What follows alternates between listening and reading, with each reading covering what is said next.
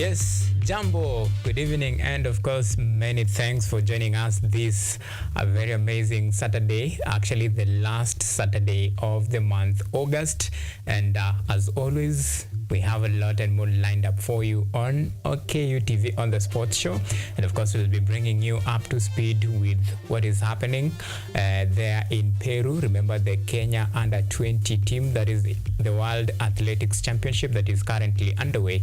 As we speak, Kenya has already won its first gold in 800 meters, won by Sarah Mora. And actually, the most interesting thing about Sarah Mora is cousin to Mary Mora. So the blood, and of course the blood of these 800 meters really trickles down.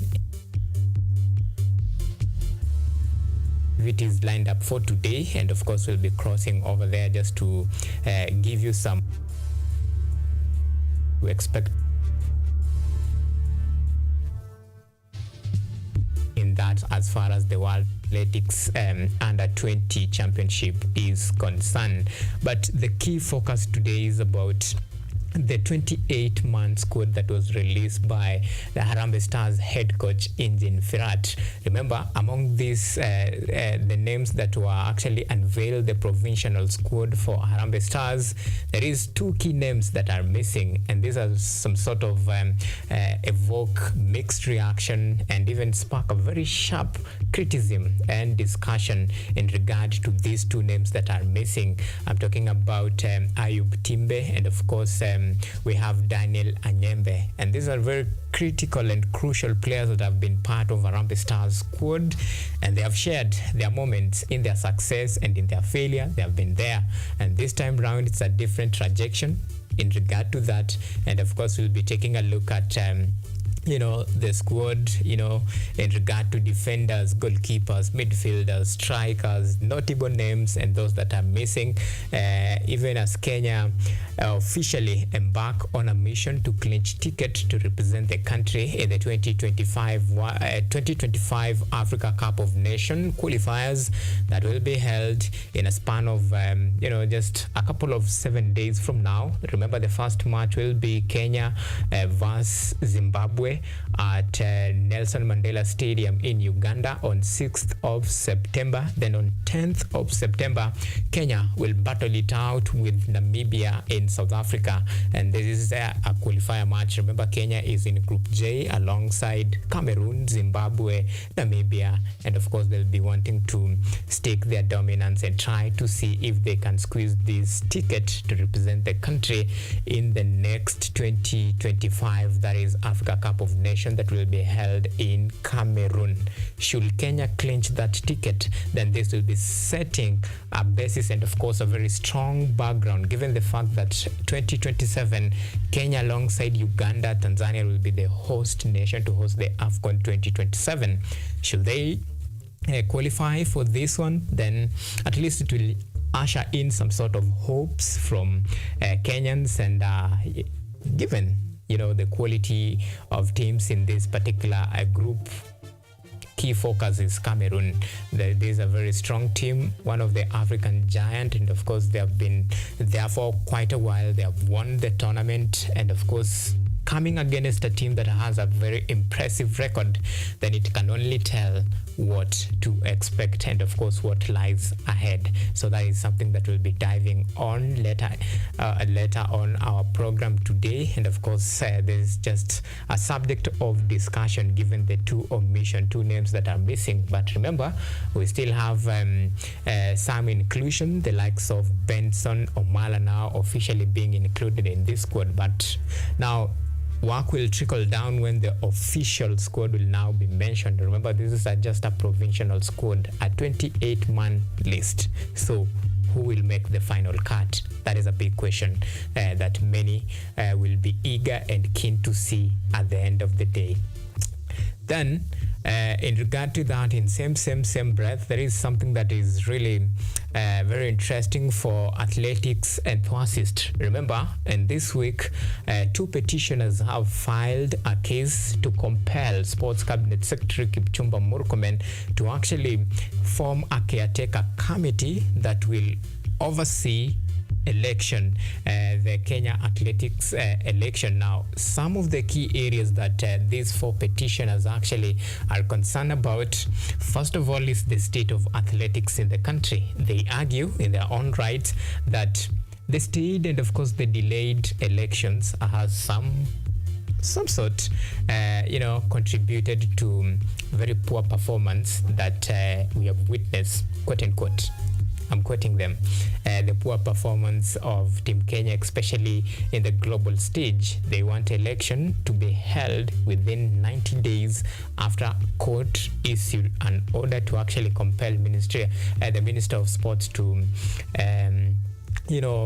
form a caretaker committee. This comes at the backdrop of an already existing executive council member that currently run the affairs, but their stay in office has been a subject of discussion and challenge here and there, but this was necessitated, of course, by the court order that was issued to grant them the stay order. However, that to many stakeholders and, of course, for the lovers of athletics, they feel that it's about time the athletics fraternity do some sort of housing, sweeping the house and keeping the room clean, and that can only be done when a proper election is conducted. So that's why these 4 petitioners went to court to seek that order to compel Sports Cabinet Secretary to form a caretaker committee that will oversee this transition period, and of course to make sure that there is at least election in regard to that.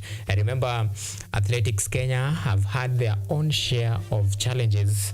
They have been accused of delaying the elections, conflict of interest among members. This is just some of the arrays of issues that keep on arising as far as athletics is concerned. So that is another discussion that we'll be having later on our broadcast and of course on our program today. And of course we'll bring you up to speed.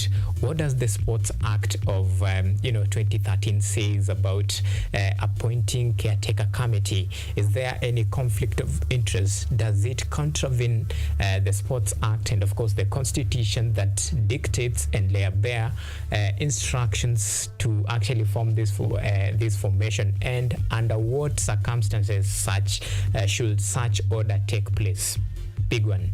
We'll be, of course, diving into that and bring you up to speed, just to bring you up to speed, tukujulishe hizi mambo in as much as people wanasema, is it really possible, given the fact that juzi tu tulitoka kwa another ban, and of course this is after Sports Cabinet Secretary actually interfered. That is the word that was used by FIFA with sports activities in the country. That is a big one. And remember, fixtures are out. Kenya Rugby Union has already released fixtures for them. This is Driftwood Sevens. Remember, last week, many people thought that the Cabras, this is a very dominant and a powerhouse team as far as rugby is concerned. Many thought that probably this time round they will lift the Kabeberi Sevens title, but to their surprise, they actually failed to even, show up in the semi-finals. They were eliminated in the quarterfinals, and as a result, their ranking actually dropped down. So currently, as we speak, they are second in the National 7 circuit. And for a team that has actually dominated a rugby scene in the country for the last 3 decades in a row, I beg your pardon, not decade, but 3 seasons in a row. Well, such failure is not really a failure, but it's just a wake-up call for them. Remember, it's race against time to see who will actually clinch the National 7 circuit title this time round, and we have a table on that, and we'll be showing you how is your favorite team faring on in the National 7 circuit, from the top team to the last team. And as the circuit comes to a wire, then we'll we'll just try to look at a few improvement from some of the teams compared to the previous season, and is this a reflection of what we should expect now in the Kenya Cup, even as teams prepare for the 2024-2025 season? So stay tuned for that, and of course we'll still bring you up to speed with that, and of course a host of many. Remember, today was supposed to be day week 2 for the Kenya Premier League fixtures, but of course that is something that will resume after the long break, or rather short break, the international break. And of course teams like FC Leopards have really opened this particular season with very strong statement, thumping Mathare United 4-0. Well, that was a very strong statement. Of course, we have seen some revamping here and there, holding mega galas, reintroducing, reinventing, just to show that probably this time round things might be different for Ingwe.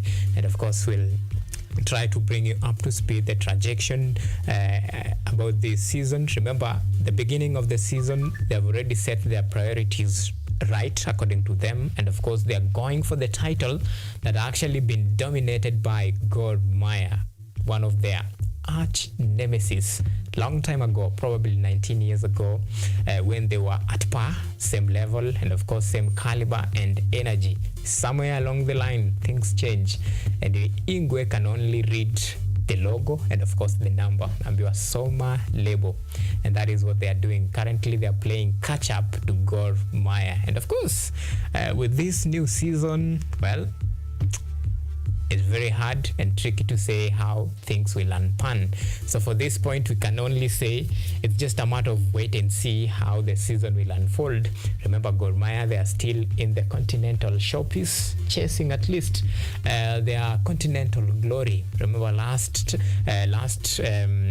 weekend, they thumped a team from South Sudan to advance to the second round of the CAF Champions League. Same case to Kenya Police. And of course, now our hearts, thoughts, and prayer are with God, even as they endeavor to at least go past the group stages and go all the way to the semis, and if possible, well, bring the title home. This is football, and who knows what might happen. For now, they dare to dream, and of course, they have made Kenyan fans very proud, given the support that they receive at home. Well, the stadium was almost full to capacity, very pregnant, if you can use that word, and that is what we want to see. Kenyans turning out for Kenya, supporting. So if it's Gor that is playing, if you're a Tusker FC fan, if you're a Kenya Police fan, be it Mathare United, go out there and cheer for Gor as a Kenya representative. If you're a Gor Mahia fan, go out there and cheer for Kenya Police when they play, and support the Kenyan. Let's have this Kenyan spirit, and to motivate our fans, give them the psych that they deserve. And of course, like they say in football, the 12th man, that is fans. They play a lot. They play a very crucial role in helping a team in terms of psych, morale, and of course it was evident. You saw what Gor did, turning a 1-goal deficit to 5-2 aggregate. Now that was a very strong statement that Gor made. We want that projection to see it from Kenya Police, Gor Mahia themselves, even as they advance to the next round. And of course, that is a good sign that indeed, in as much as there is fading trust in Kenyan football, we can reinvent and rejuvenate the zeal, the thrill, and of course the swagger that we used to have, and support our local teams. Well, that is on a fair note. And of course, we have a couple of insight lined up for you. Remember, still in the English Premier League, we have an early kickoff. That is, Arsenal will be up against Brighton. Well, we all know early kickoffs venye mambo hufanyika.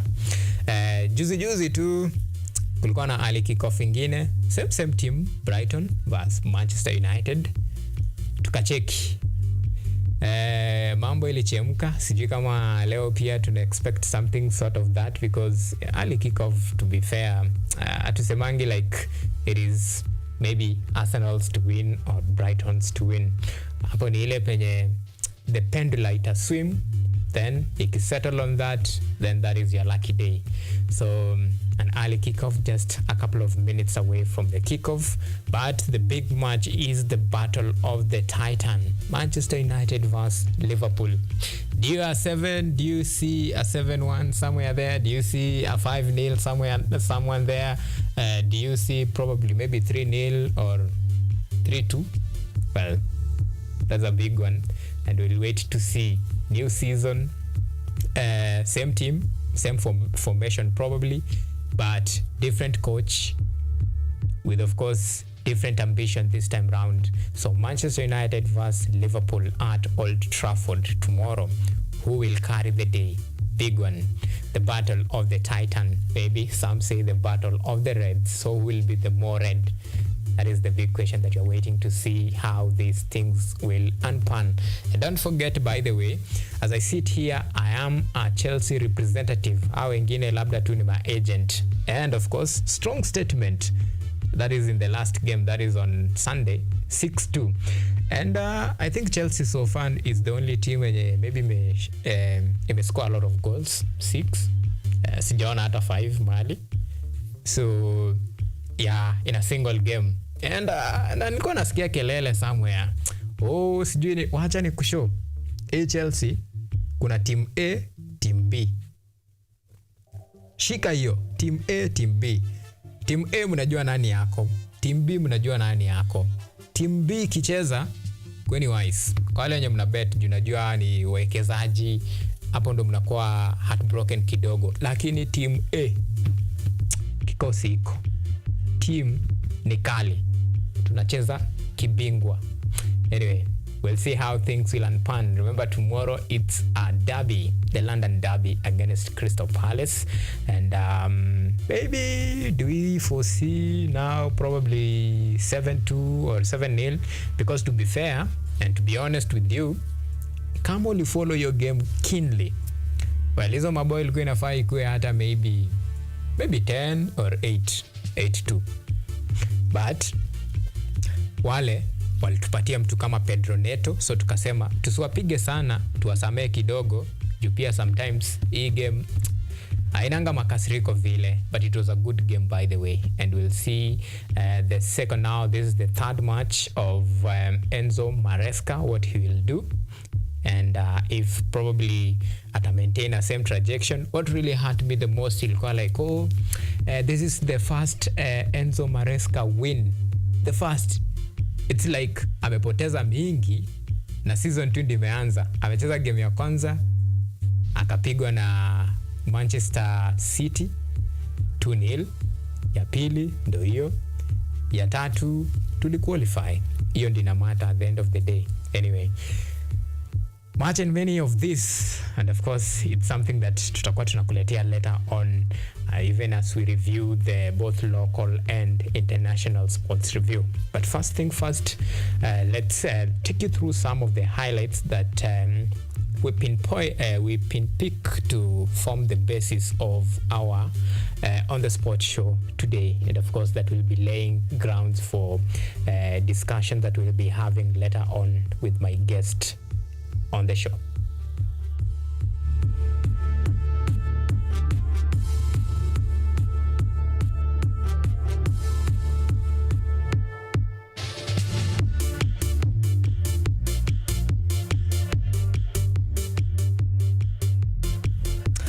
All right, now we begin on a sad note. Now, Kenya's multiple Paralympic Games champion Samuel Muchai Kimani hopes of lifting the 5,000 meters T11 crown was watered down after he was disqualified in the Paris Paralympics men's 5,000 meters T11 final for lane infringement.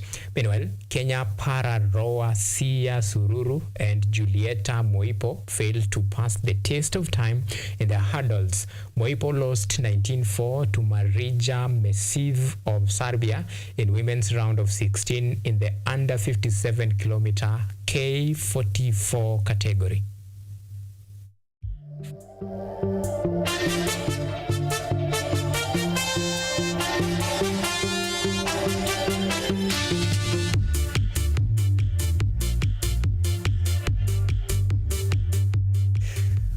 All right, so there is a question, line infringement na probably haoni line yenyewe. However, you have to remember they have a guide. Wakikimbia wako na guide. So the responsibility of a guide to guide the athletes to make sure wako on their lane so that they can actually compete no wasi distract their opponent. But it's a sad note for Team Kenya. Remember, this is just like the name says, multiple. Someone who has ran 1500 meters race, 5000 meters race. This is a multi-talented athlete, and of course, Team Kenya captain. It's a sad one, but probably he will have to wait for at least another 4 years for him to take a stab at this crown. Remember, the last time he won it was in 2016 in Rio. 2020, he missed it. 2024 was a moment of redemption. But as they said, it's a fairy tale. And at the end of the day, we leave it at the fortune tellers to decide whether probably 2028 in US will be a lucky day for Samuel Kimani. Time will tell. Now let's move on. Kenya added more medals in the World Under-20 Athletics Championship in Lima, Peru, as Dennis Kipkoech won silver for Kenya in the men's 3,000 meters, and Diana Chepkemoi claimed bronze in women 3,000 meters steeplechase races earlier. That is earlier on Friday. This and more in our subsequent sports roundup. Dennis Kipkoech won silver in the men's 3,000 meters as Diana Chepkemoi secured a bronze medal in the women's 3,000 meters steeplechase races at the World Under-20 Championships in Lima, Peru on Friday morning. Kipkoech delivered a thrilling performance, clocking 8 minutes and 20 seconds, narrowly missing out on the gold as his counterpart Clinton Kimtai-Ngetich finished in the 11th place. In the women's 3,000 meters steeplechase races, Diana Chepkemoi secured a bronze medal, setting a personal best time of 9 minutes and 29 seconds, as Ethiopia's Semo Almeyu claimed gold with a championship record of 9 minutes and 12 seconds. On the other hand, Moi Air Base retained their Kenya Defence Forces Taekwondo Championship title on Thursday after reigning supreme in the 4-day event held at the Moi Air Base in Nairobi. The championship brought together 16 teams from bases and units in the KDF, aiming to select players for Ulinzi Taekwondo team. Switching gears to athletics, Caspar Cheruiyot, Evans Siro, John Mania, and Edward Mburu have filed a petition in court to compel Sports Cabinet Secretary Kipchumba Murkomen to form Athletics Caretaker Committee to manage athletics in Kenya. 4 petitioners blamed Athletics Kenya for damaging the state of athletics in the country, which has ultimately affected the performance of Kenya in the Olympics. The petitioners will seek a court order to amend the Athletics Kenya Constitution and conduct new elections within 90 days. Bennett, Jasmine, KUTV.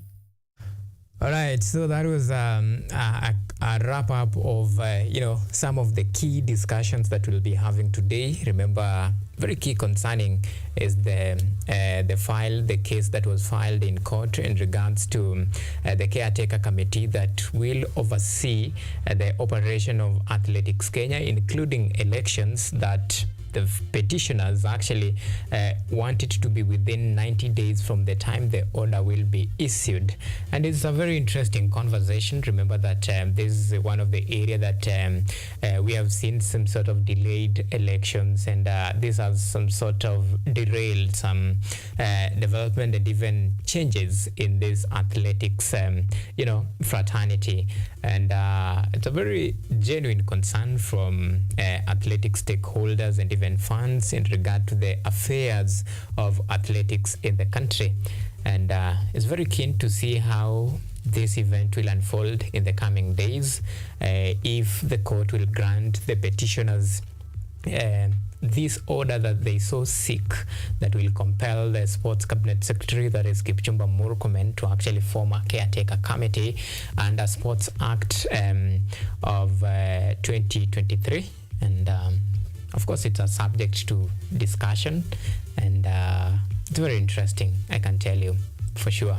Given the claim that they actually bring forward the delayed election that has some sort of hindered progress, given the conflict of interest, the squabble within the federation.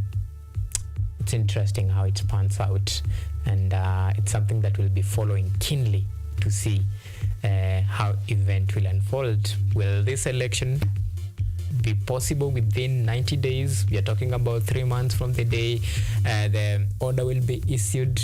Well, given the time it has been postponed over and over again, very interesting.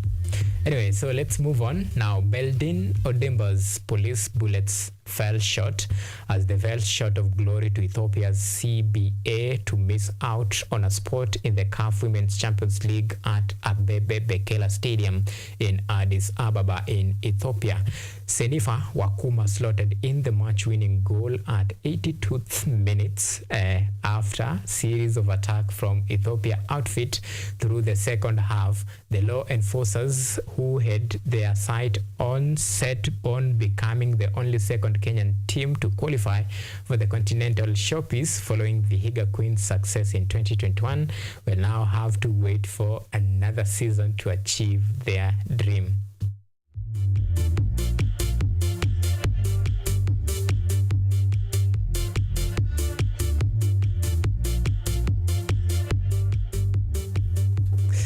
All right.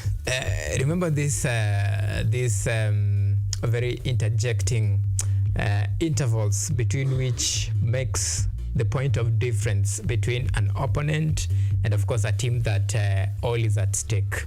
We have the 92nd minutes, which famously, in world of football, when you compete for a ticket, a title that could determine the fate and the future of your team, 82th, 92th.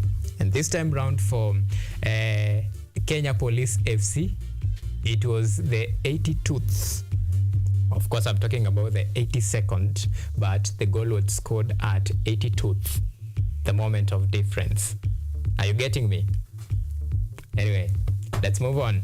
Now, Harambee Stars coach Injin Firat has unveiled a 28-man squad for the upcoming AFCON 2025 qualifiers. The squad include top players like Michael Olunga, Joseph Okumu, and Richard Odada. However, they are notable missing names that include Ayub Timbe and Daniel Anyembe, who will not be part of this crucial campaign. Kenya has been placed in Pool J alongside Cameroon, Zimbabwe, and Namibia. The team will kick off their campaign against Zimbabwe at Nelson Mandela Stadium in Uganda on September 6th, before battling out against Namibia in South Africa on September 10th.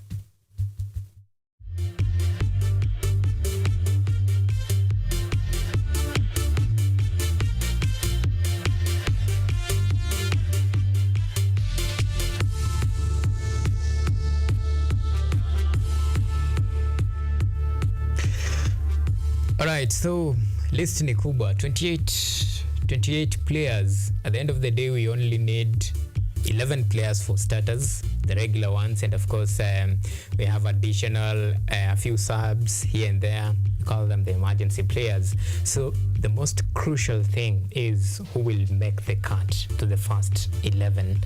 That is the big question. Injin Firat has a pool of talent, if you ask me, from attackers, goalkeepers, midfielders, all the way to the defenders. He has a pool of players who are good in their equal rights, and now the headache is on the coach to select the best fit according to his own suit and choice of players that probably he might want to work with. And the 28-man squad, and of course notable names missing out, the likes of Ayub Timbe, Daniel Anyembe, very key players missing out on this. What could be the reason behind this?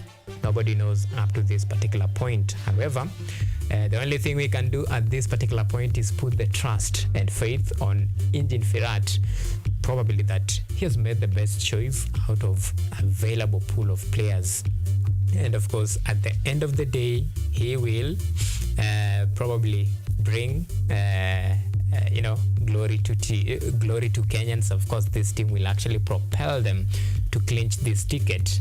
And they say tusiwapatie pressure mingi sana, venye Peter Pinchez mostly usema usikuwe na expectation on this team. But do you really think sometimes, in as much as tusiwe na expectations, but so we need to critique. We need to critique because we believe this is 28 of the best, and of course that I choose 11 of the very best. Don't you think we don't have a say on that? Should we not talk? Should we not expect something? Anyway, tutajua. And of course now that brings us to our question of the day. We are asking, what is your take on Engin Firat 28-man provincial squad? So what is your take on Engin Firat Harambee Stars provincial squad? Well, talk to us on all of our social media platforms. Remember, we are live on YouTube at KUTV Kenya. You can talk to us on Facebook at KUTV Kenya. You can tweet us personally at KUTV_Kenya, at Auma Events. Remember to use the hashtag on the spot.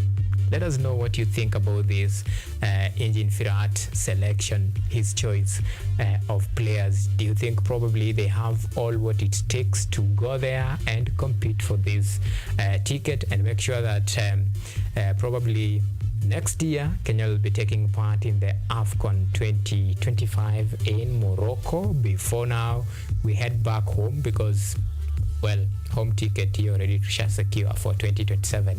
Being the host, ni automatic, right? Now imekuja, that one imekuja easy, but the big test, this one now inafai serve as qualifier for the 2027. Tukienda pale to clinch the ticket, then probably tunaweza now begin to trust the process. Can now say the coach, sasa hii ni team, tuko na team, but for now sasa ni kuchase the glory. So let's see, the first test ni kuqualify for this AFCON. Tuko na Cameroon, but in the World Cup tulicheza na African champions Ivory Coast. Hawakutupiga, but pia sisi hatukuwapiga. So Cameroon ni nani? Maybe mtu anaweza sema hivyo. Well, Cameroon iko na historia yake ikicheza na Kenya, and pia ina historia yake hapa Africa when it comes to this African Cup of Nations. Remember, it is one of the most successful teams in this African Cup of Nations as far as the title is concerned. So this is a team that crafted the art of winning. They know how to win this. This is their tournament, so they say. And of course they have good players, good mechanism. I can't talk about the nitty-gritty about that, but on equal rights, we have what it takes to actually challenge for this ticket. So the first test, they could clinch the ticket. And of course, on 6th of September, the first challenge, we dare to dream against Zimbabwe, of which not a very dominant team, not that stubborn. Zimbabwe, maybe we can manage. Then we have Namibia, probably we can manage Namibia. Then after that, big test, Cameroon. Hapo sasa ndo Waswahili wanasema kizungumkuti iko.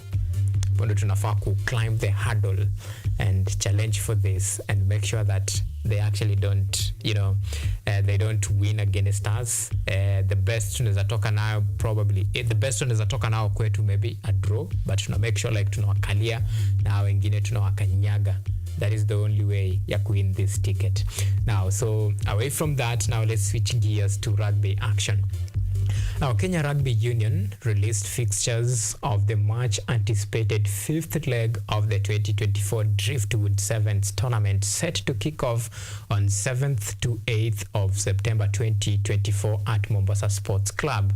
Now, the Kabeberi Sevens champion KCB will lock horns with Kenyatta University best side Black Blood, while host Mombasa RFC and Masinda Muliro University of Science and Technology in Pool A. Well, Pool B will see Menengai Oilers, Daystar Falcon, and of course nondescript 2 Marines face off. Kenya Harlequins will be keen to maintain their lead at the summit of the National Sevens Circuit when they clash with Kenya Cup defending champions Kabras Sugar, Nakuru RFC, and Mwamba RFC in Pool C.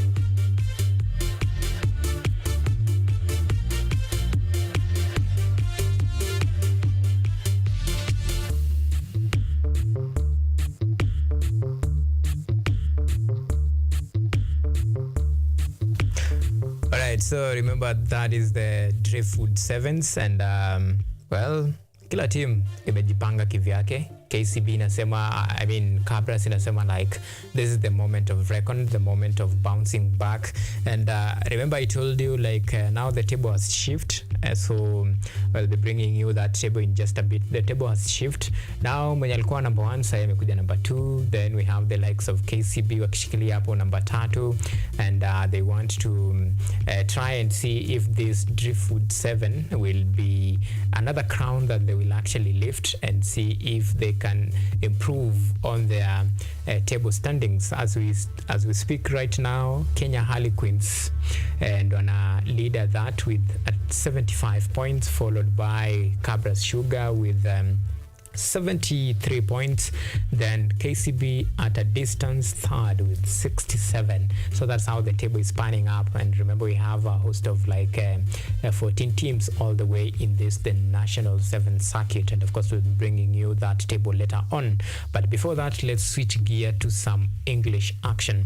Now, the clash between Arsenal and Brighton is already underway some minutes, just a couple of minutes ago, and of course these two teams will be hoping to actually extend their unbeaten record to 3. And of course, Brighton have won 2 of their opening matches. Same case with Arsenal. And now they meet at Emirates Stadium.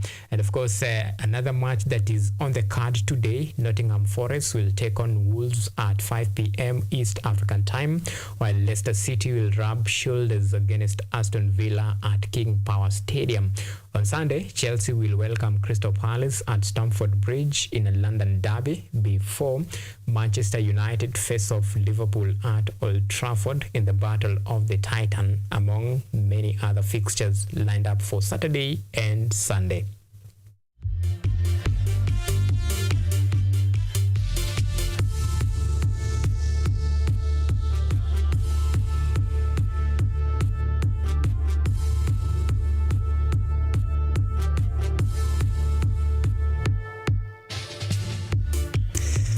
Alright, so those are the English Premier League fixtures for Saturday and of course Sunday, and it's a subject of discussion. It's something that will be of course breaking it down to you, analysis, just to bring you up to speed, and of course to help you if you are an investor to make wise investment decision to put your money where your mouth is.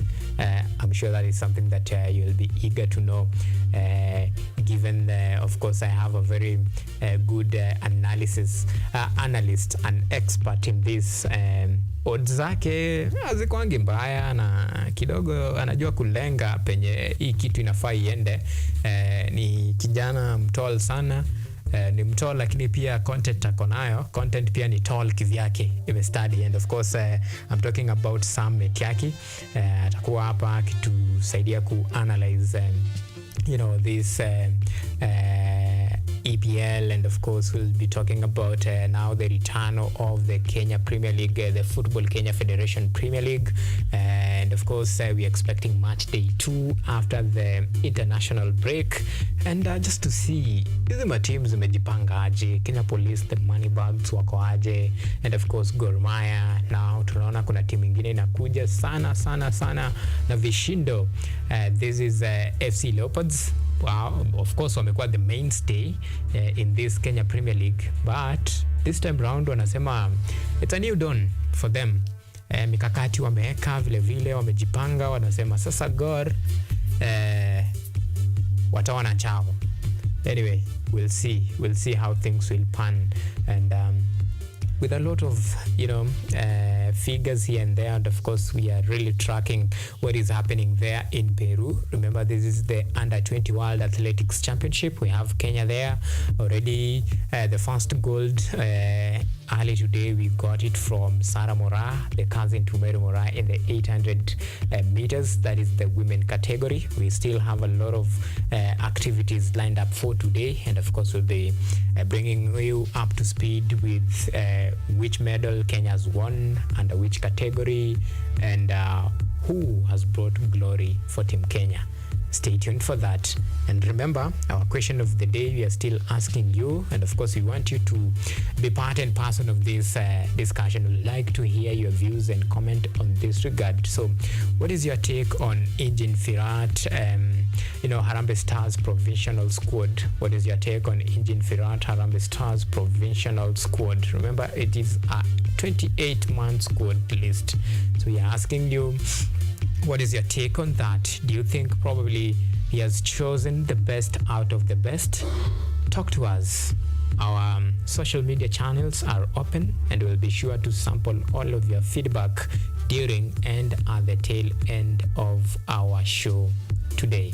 And of course, we are about to take a very short break. Remember, when we come back, we'll be diving direct into sports review and analysis. We have really a very packed show lined up for you, and we'll try to bring you up to speed to review a few things, tukuweke sawa, because kumekuwa na maswali like in regard to this athletics. Wengine wanauliza, now that these 4 petitioners wanataka sports CS I intervene na a form caretaker committee, where does it leave athletics? Do we look at a possibility of a ban, like in the case of football, what happened with the FKF, and of course the FIFA banning Kenya for taking part in competitive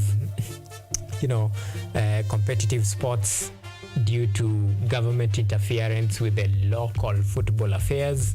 Well, we will bring you up to speed with that.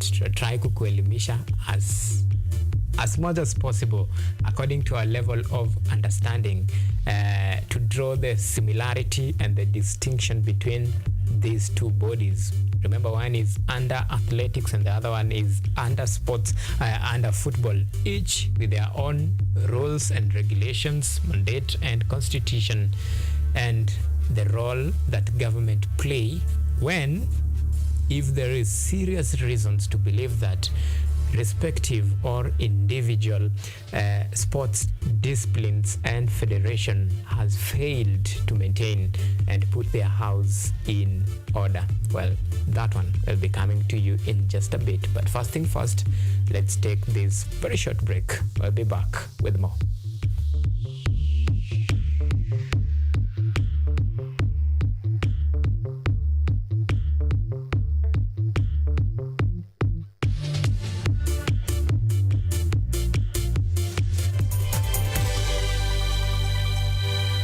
Are you an aspiring media practitioner, a graduate, or you just want to advance your skills in television production? Then welcome to Kenyatta University, where education meets innovation. KUTV, the premier university television station in Kenya, is now offering short courses in TV studio, field technical operations, and video editing. Through these courses, you will acquire hands-on skills on camera operations, media production, lighting techniques, audiovisual editing, and sound and visual control, and how to operate key equipment in modern TV control room. Enroll today at KUTV and discover your full potential in cutting-edge TV broadcasting. Graduates of these courses will receive professional certificates.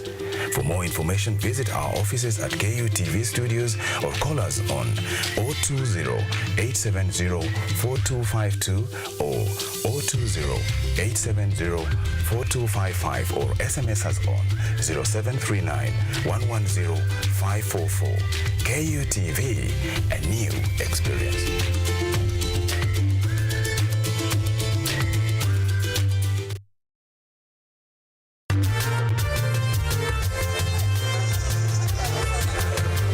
Ni nguzo na uso wa jamii. Kupanda shuka, akawa tuzo. Ukakamavu wake, ukatii na kumfanya mwenye bidii. Kwa machozi na makeke, akabaini jinsi ya kuweni. Huyu ni mwanamke ngangari, kwa jinsi alivyo ng'ari-ng'ari. Mimi ni mwanamke mwake. Usikose kutazama kipindi cha mwanamke mwake, nami Caroline Kimweli.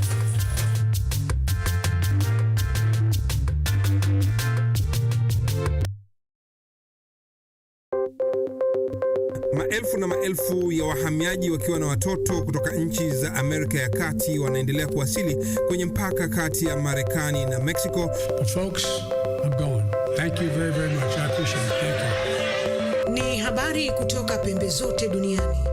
Pepo pasi vuguvugu. Pepo pa ni idea. Tazidi ananyonya, hanyonyi vizuri, anakuwa hayuko comfortable. Jeshi la Jamhuri ya Kidemokrasia ya Kongo linapambana na waasi wa ADF. Kwa sasa wanatoa wito kwa mashirika, makampuni na vile vituo vya uchukuzi. Mambo mengi yatakwenda kama yalivyopangwa. Hapa ni kuna mmoja wa viongozi wa chama cha wavuvi katika eneo hili. Zaidi tunajaribu kuwapa chanjo ili ina boost ama inanyanyua kinga ya mwili, ndio inaenda kupelekea kupambana na virusi. Ni dunia ni leo, Jumatatu mpaka Ijumaa, moja kwa moja kutoka VOA Swahili, Washington DC.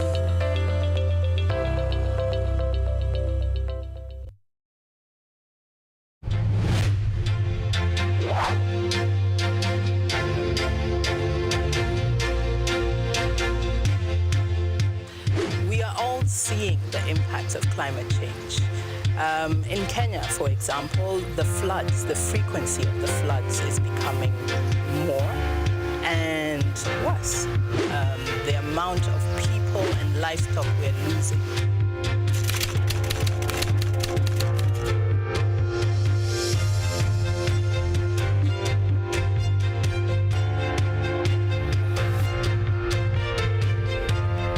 The level we need to go is a level where the normal mwananchi and also the government stakeholders can uptake the solutions. Those small acts multiplied by millions of us will help make a difference in the world at the end of the day. It's just a slight behavior change that we need, and you find that it serves us a bit more than you put it. And that's the goal.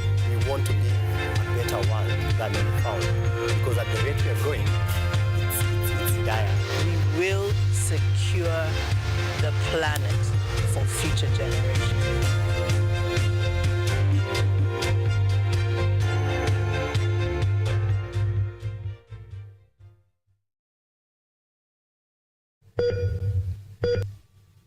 Are you healthy, or rather, do you maintain a healthy lifestyle?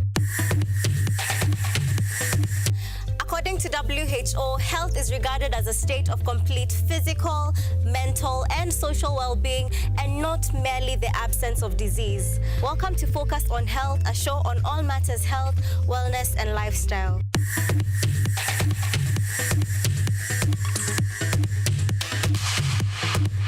On this show, we cover a wide variety of topics inclusive of but not limited to dental, optical, mental, reproductive health, and so much more. Join me, Joy Bofenda, every Thursday at 7:30 p.m. on KUTV for compelling insights and discussions on all matters health. See you then. Focus on Health, your weekly dose of health and wealth information on KUTV.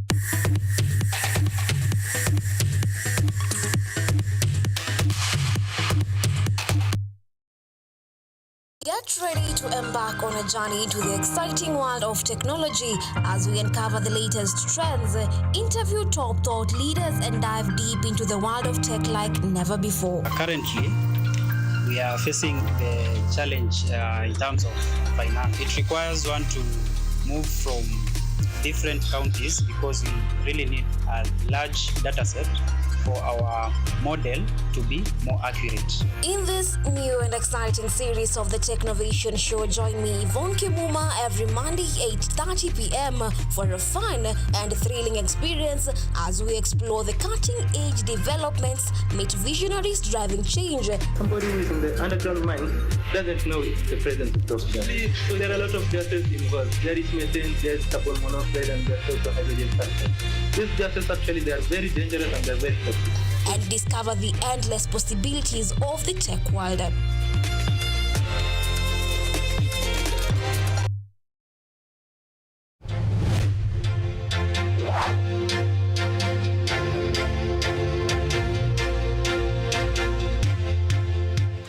We are all seeing the impacts of climate change. In Kenya, for example, the floods, the frequency of the floods is becoming more and worse.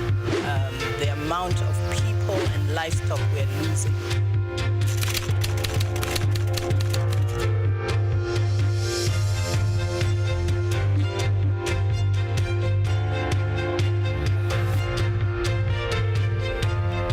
The level we need to go is a level where the normal mwananchi and also the government stakeholders can uptake these solutions. Those small acts multiplied by millions of us will help make a difference in the world at the end of the day. It's just a slight behavior change that we need, and you find that it serves us a bit more than you put in.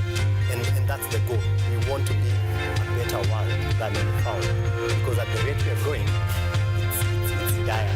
We will secure the planet for future generations.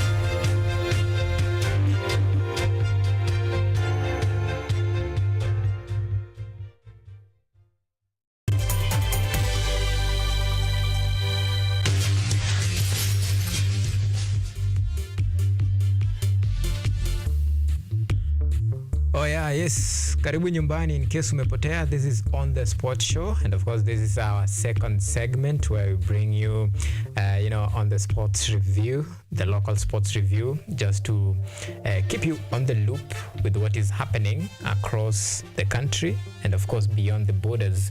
And remember, we have a lot of activities, especially that are being undertaken by Kenyans. Remember, our youngsters, the under 20s are in Peru, that is in Lima, and of course that is the World Athletics Under 20 Championship currently ongoing there. And of course the medals have already started streaming in, and of course we already have a gold from 800 meters women's race courtesy of Sarah Mora, and of course we have 3,000 meters and 3,000 meters steeplechase for women, a silver and a bronze. We're still waiting for 1,500 meters and a couple of races here and there, and of course we'll, just like I promised, we'll bring you up to speed, we'll update you, we'll tell you who has won what, and has he or she broke the record. That is very interesting. It's something that I assure you and I promise you personally we will inform you. And beside that, I have my good guest Sam Metiaki here with me, and of course Metiaki is a very versatile man with blessed abilities. You have a depth knowledge plus the naturally gifted height so that when the God give you blessings zina trickle down in every part and you can carry them. Isikulemea kidogo. Kweli kabisa. So umekuaje? Imekuwa poa. Wiki imekuwa poa. Busy, a lot of activities. But tuna thank God another weekend tuko hapa. We do this thing. Alright. Yes. Naona suti pia chapa imesimama na napenda color, your choice of suit. Yes, my choice of suit imechaguliwa very carefully. Of course unajua niko hapa ku represent the blues. No, wewe ni agent. I'm the only representative. Vile ulisema tusiogope. Of course tuko hapa ku represent in full swing. Na look forward kuwahabarisha na kuwapatia details ya activities throughout the week. Na tuweze kuona pia weekend nini ina happen. There will be a lot of activities and we'll be throwing an eye on. Yeah, talking about activities na umesema Kiswahili kuwahabarisha. Na kuwajulisha. Kuwajulisha. Sasa mimi ningependa kuwahabarisha na kuwajulisha about now the 28-man squad list. I think the best choice out of the possible best of best wa Engine Firat. Already Asha unveiled the provincial squad for Africa Cup of Nation qualifiers. And of course Kenya watakuwa up against Zimbabwe. That is their first match on 6th of September. Before waende wa brush shoulders with Namibia on 10th. Then later on Sisando wata play against Cameroon. Well, if you look at the squad, by the way, 28, very long. But concerning one is the omission of key players. Yes. Ayub Timbe, Daniel Anyembe. Remember, these are very ni players wenye wamekuwa very crucial under Engine Firat. This time round wamechapwa jembe. Hatujui what could be the reason why hii shoka iliamua sasa yanguke kabisa. Kama Ayub Timbe nimeona ni player very important na kila mtu alikuwa ana expect akuwe hapo. But imekuwa surprise, but nilipofanya some research on the possible reasons amekuwa omitted, niliona hajakuwa akicheza like for the past 2 months hajakuwa akicheza. Nadhani amekuwa na minor injury na nadhani as a coach you must consider fitness. So nadhani hiyo ndio reason Ayub Timbe hajakuwa included. So sidhani kama ni kitu major. Ni fitness tu na tuna hope maybe atakuwa in the next time maybe Harambee Stars atakuwa na outing, tuna hope atakuwa back. Well, now what can we say about Daniel Anyembe? Daniel Anyembe naye huyo sijui kama ni Engine Firat kivyake tu ameamua this guy has not been up to par. Ama kumekuwa pia na a lot of competition kwa hiyo position yake. Pia tumeona wamerecall a lot of foreign players. Wako wengi sana, wanafika karibu 9 players. So hiyo pia inaweza kuwa imechangia maybe competition. Alafu unajua tena Harambee Stars inakuwaga na a lot of upcoming players. So kila saa before squad ikuwe named lazima wathrow nayo waangalie who has been doing so well recently. So nadhani ni kitu kama hiyo. So I don't think it's a major thing. Nadhani squad iko fit ikiwa vile iko. And if ni kama game ya Zimbabwe, I think hiyo ni game tunaweza win. Na squad ya Harambee Stars vile iko it's a capable squad. Tuko na Olunga, tuko na all those guys. Hatudhani kama kuna any major tuna fall short. We are not falling short of. We are not going to miss them. The only thing maybe tunaweza fall short, labda tunaweza fall short of expectation, right? Yes. And this time by the way Engine Firat ni coach mwenye mostly ukiangalia anapenda sana foreign players than the local based players. Ukiangalia most of team yake inakuanga dominated a lot with the foreign players. And sometimes many people, I remember there's a time alikuwa na make many will say maybe not very popular decisions. Yes, there is a time kulikuwa na a drip in form in Olunga, and that time at that time Benson Omala alikuwa on fire. Yes. Aziniani jamaa amewaka, ameiva, yani maybe tu akiachiliwa anaweza ungua. So this time round, yes, tumeona amekuwa included in the squad, but the problem is, do you think probably these upcoming players wenye wameshow a lot of potential, wakiwa included, a lot of potential in their respective clubs, well, ikikuja kwa national team, the sideline, alafu ile kustick to all the familiar faces, and do you think probably now these emerging stars maybe wanaweza pewa now chance to rise? I think ni poa wapewe chance to rise, lakini ukiconsider kama national team, I think experience inakuwa very important ikikuja ni hizi international matches. Maana players wenye wamekuwa out wako na exposure, wako na hiyo experience wanaleta, wanajua kudeal na foreign teams, lakini players wenye wamekuwa wakicheza tu hapa local wanaweza kuwa wameperform very very well hapa locally, but ikikuja ni the big stage, most of them ni kama waga wana fall short. But sasa vile kama Omala vile atakuwa backup ya Olunga, tuna expect akipewa hiyo chance, hata kama ataingia kama substitute ama acheze game moja ama mbili, tuna expect akipewa hiyo chance aichukue na tuoneshe that these young players deserve it. But so far tunajua the old names ndio waga zinaleta good results. Hata ukiangalia kwa Harambee Stars games zao, kwa zile matches zenye tumefanya poa, players wenye waga wana shine ni the same familiar names. Now that is where the problem is, because if it's old gun, then how will you know kuna someone mwenye anaweza make a difference if kama una stick to the old tradition? I think ni and by the maybe tunaweza buy the idea that foreign players were exposed, maybe the locals one wamezoea kwenda pale, tuseme mtu amecheza kama tuseme amecheza Ruaraka, grao kidogo, pengine kuna kamlima fulani anaenda kupiga ball, you get cheap, kuna design, kienda place apate kitu flat, maybe inaweza mstua kidogo. Hata sidhani kama ni hiyo sana, lakini unajua football is like a performance, ni stage. So kama uko used to the small stage, of course ukile siku unakuwa welcome to the big stage, kitu ya kwanza uwaga you have to be una panic kidogo before uzoeane sasa uendelee. Sasa nadhani ni kitu kama hiyo tu. Hawa local players wetu wanafaa wakipewa hiyo chance waoneshe that wana deserve kukua hapo. But pia nadhani pia problem nyingine inakam kwa our local league. Our local league, naona players when you dominate our local league, kidogo wakikuwaga exposed to the international stage, hawa perform very well. Nadhani hiyo kitu pia imechangia Engine Firat kukua ana consider sana the players who have been outside. Maana for them it's a familiar thing. But our local players kidogo, nadhani kuna kuwaga na hiyo, this is the big stage, this is a new thing.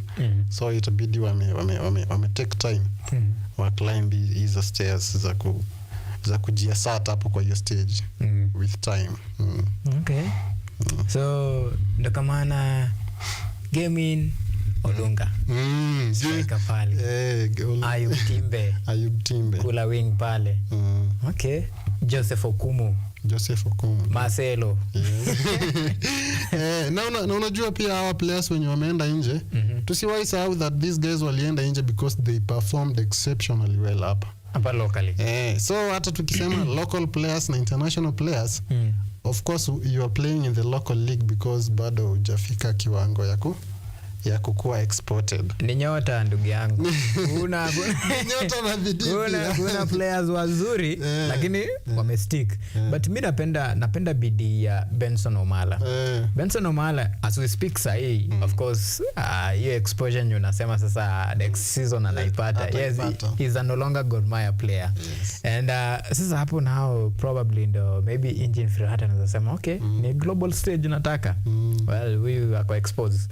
Sasa compare sasa hii ni Steve. By the way, boy ni mfiti. Mimi I can tell you for sure without fear of contradiction na bila kukosea Olunga heshima. Well, mimi nikiangalia Benson Omala, niangalie Olunga. Nikuwe mimi ni judge niambiwe coach, kikosi chagua. Mimi kama coach, experience, sijui international or what, Mimi najua choice yangu. Unajua choice yako? Yeah. Utapika Omala? Najua choice yangu mtu wangu. Mimi hata kama sina experience ya kuwa coach, nadhani ningepika Olunga kwa sababu Olunga ameshajiprove. He's already a proven player. Na hiyo mentality by the end sasa I think maybe ina kill sasa, ina kill the talents, na ina kill pia ile change yenye probably tungetaka kuona kwa our sports. Mimi good example yenye naweza kupatia good example ya team kama Spain. Spain experience, sijui wewe, sijui umecheza, sijui global world umeenda, sijui wapi. Wow. Ni wewe unapewa time. As long as kuna potential, unapewa stage. Enda pale ushine ama ujibari. Ni wewe unapewa stage, go and show the world. Show me what you can. Even ndo tunataka engine Firat afanye. Because kuna mechi zimekuwa like haitaji a lot of expectations venye of course Pinchez usema. Hizo sasa ndo catalyst test. Hiyo sasa ndo litmus. Chukua huyu player, weke hapo. Patie hata kama ni 45 minutes. Anzishe compare. Weka Olunga bench. Benson Omala hapo. Ona Benson Omala akipewa equal chance, opportunity na playing time kama Olunga anaweza fanya nini. Then as a coach ukishaona hivyo, ukiona hivyo uangalie useme huyu baada kuna time ya clan ama huyu akofiti tukimpea more playing time. Hawezi jua hiyo kama ako fixed kwa nadhani ni ile ako fixed kwa Olunga exposure. Mimi na get kabisa vile unasema, lakini pia ukiconsider that pia coach ako kazi na hana time ya kugamble a lot, especially kwa kazi kama ya Harambee Stars. Harambee Stars ni mahali unakujaga una lose 2 games 3 games in a row, unakuwa bundled out of a major tournament, unaonyeshwa mlango. So coaches wakikuja anataka ku get the results as soon as possible. Unajua wewe unaongea about Harambee Stars. Ni kama sijui Chelsea fulani. No, this is Harambee Stars my friend, you know. Wewe ukisema tunakuja unapigwa game kama 2-3 unaenda mtaa. Wewe nikuulize, Kenya ikianza, tangu Kenya wewe kama Mkenya umekuwa ukifollow hizi games. Kenya tangu lini Kenya ikawin game 1 2 3 4 hivyo ikifuatana? Tricky. Unajua ni tricky. Sisi tunajua tukikuja kwa big stage we know our place. So mimi ukiniambia like sijui ukipigwa 1 2 3 mimi nadhani hii pressure ya makocha wanaekewaga pia inachangia hizi selections zenye wanafanya. Juu unaweza imagine Engine Firat aamue kucheza na Omala, a bench Olunga, then a lose game. Unadhani nini itakuja next? Atakuwa roasted mbaya. Mdomo ya mafans. Same case venye mafans wanamkemea kama weki Omala na wanajua kitu nye Omala anafanya. Omala ukikuja kwa Kenya Premier League 2 season top scorer back and back akiwin. Hiyo inakwambia nini about a player? Huyu ni player mwenye ana keep consistency. Ni player mwenye ako proven and tested. Na ujue huyu ametoka system ya academy, amekuwa high school ameperform, akakuja academy akaperform, akaingia to the senior team. And not only see at team too, the Gor. Anacheza Gor. The best team in the country. And the leading striker, leading top scorer. Yes. Sasa hiyo inakuonyesha nini about that player? Hiyo inakuonyesha huyo jamaa kwa talented, na hata mimi venye umesema na support apewe chances, but sidhani kama anaweza pewa chance at the expense of engineer. Unajua engineer tayari yako hapo ameshajenga. Jina itatukost. Lakini ni vizuri by the way ajaribu kupea hawa vijana wadogo, ape hata kama ni 45 minutes ama 30 minutes. Then I think kutoka hapo sisi wenyewe tunaweza judge. Na yeye mwenyewe ataweza kuona maybe with time ataacha kuprefer sana players wa nje. Juni notice by the way kuna players our foreign based anawalete na some of them actually hawajakuwa wakiperform vizuri sana hata huko wametoka. But just because huyu jamaa anacheza top league wanasema judging by the level of ile league waga wanacheza, we think this player is good enough. So nadhani hiyo ni challenge nyingine pia sisi league yetu inafaa really step up ndio iweze kutupatia wa players wenye tusikue tunaangalia tu nje tunasema eti tukitaka the best players lazima tuangalie yule anacheza Zambia. Unajua hata leagues kama za Zambia ziko way beyond ya Kenya Premier League. Yeah, very true. Pona agree. South Africa umeenda mbali. Tanzania. Hata Tanzania hapa. Tanzania better league. Tanzania unajua timu kama kina Simba, Azam ni teams zinaenda hadi semi-finals ya CAF Champions League. But ukiangalia hizi teams ile vitu zinachangia ni hivyo, they are very professional. Management yao iko very, hawezi sikia huko kesi ya sijui nani ya politicians wana interfere na the running of clubs of the league. But hapa Kenya tuko na shida kubwa sana. Hata ndio maana sikushangaa niliposikia kuna kesi nyingine tena. Like these vitu zimekuwa too much. I think ni time sasa waachane na sports, iraniwe na wale watu wenye wako competent in sports. Na hizi mambo mingi za include politics, nani anafaa kuwa head or wapi. Stop hizo vitu. Stop hizo. Now, big test because any ticket, everything is at stake. I'm telling you for sure. First game tunacheza Zimbabwe. Well, hiyo ni kama ka friendly because si ati ni wazito sana na pia si ati sisi ni wazito sana. Ni watu tushaiwakanyaga washaitukanyaga. But on a fair note tukienda statistically head shoulder by all pedigree tuna stand tall above Zimbabwe. Now your prediction because unajua hii game tunaongelea next week by the way. Ni next week ndio ishafika. So who do you think probably hakuna upper chance because hii game ina set the tempo, ina decide kama our qualification, kama this ticket tutakuwa nayo ama hatutakuwa nayo. Hii game tunaenda away kwa Zimbabwe ama tunacheza? No, actually ni tunaenda away kwa Zimbabwe, but Zimbabwe wao wameomba pitch UG. Sasa actually ni kama home. Ni kama home. Juu sasa obviously si unajua tu ni home. Hapo na route for Kenya kwa sababu kwanza ukiconsider vitu zenye ziko at stakes kama the fact that tunaweza host probably the next African Cup. I think Kenya tuko na very big chance na tunafaa tukuwe na hiyo in mind tukiapproach hiyo game. Tunajua we are actually routing for hiki tu ikuje home. So I think tuko na chance. Tunaweza naona 2-1 win ama 1-0 win for Kenya. Plus pia tuko na mafans. Na tuko na mafans hapa. Uganda ni wetu. Nadhani tunafaa tukapitalize Zimbabwe sijui natoka wapi huko. Wale ni wetu mashemeji. In fact tuko separated na sini migingo. Migingo ni separate. Na tutakuwa so hiyo ni home. Na wakikuja huku pia na wakikuja kichapo. Wakikuja huku tuwape kichapo. Anyway, another big test. After that maybe after probably 4 days tunacheza tena Namibia. Again Namibia tutaenda home. But wanacheza South Africa. But sasa hiyo sasa ni opposite. Kenya na South Africa tuko mbali. Lakini game ya Zimbabwe I think itakuwa determinant kubwa sana vile tuta approach game ya Namibia. As for me nadhani Harambee Stars saa hizi ile moral tuko nayo we are capable. Tunaweza win hizo game zote mbili. Namibia they are not that strong. I think Kenya tukiweka concentration kwa hiyo game we might kutoka hapo na hizo wins mbili. And I think Kenya pia iko na some sort of history especially this time round. Much of success imekuwa and even wins imekuwa away. And maybe does it maybe sasa kama fan someone mwenye umekuwa ukifollow hizi games very keenly, do you think probably because tume craft the art of winning on away soil, probably this time round maybe it's ni ku continue to with the daily routine. I think secret tu ni concentration. Hata venye tumekuwa tukipata hizo away wins, I think ni ile, I think the players na the whole squad wanaenda pokiwa na ile mentality, hey mnajua hatuna the 12th player. Unajua the 12th player kwa pitch ni mafans. So wanaenda na ile mentality we really have to work extra hard.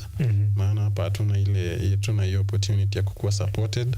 So inafaa tu tujikaze sana, na nadhani hiyo ndio imechangia tukapata hizo wins. So that is why mimi na call for squad concentrate na iweke wakuwe na momentum kwa hizi games, na tutawin hizi games they are not that heavy. The big test now of all these teams are probably on a fair note.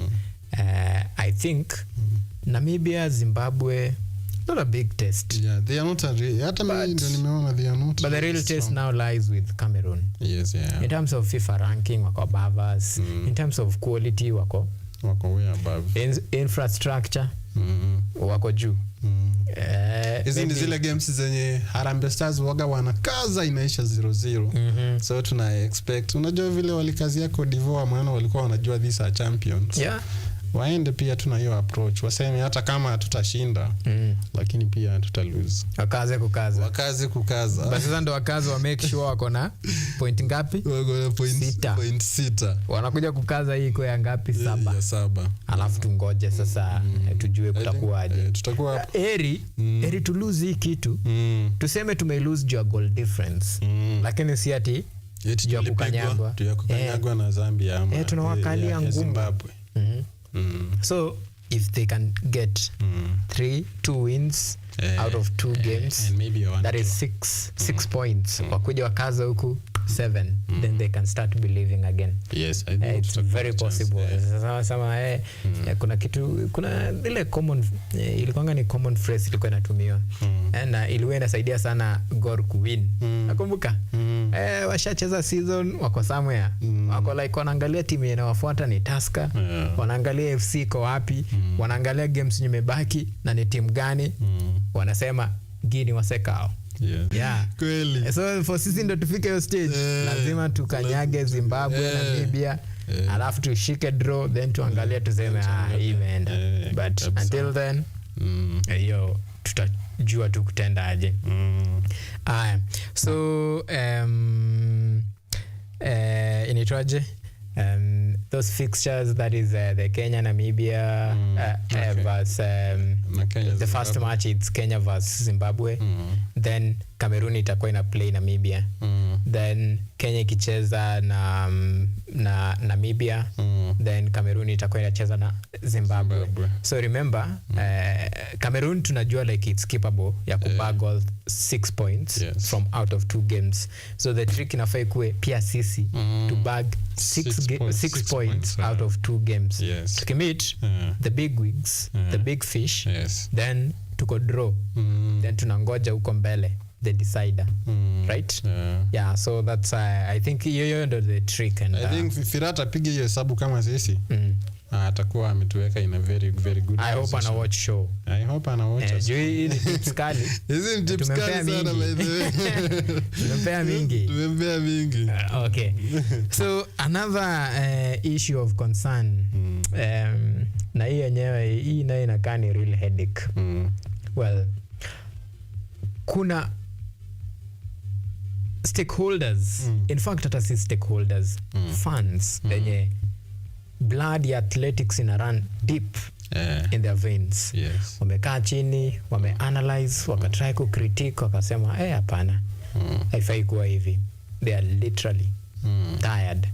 Wakaamua now, if kama the federation haiwezi fanya something, then probably maybe change si must ianzishwe na many people.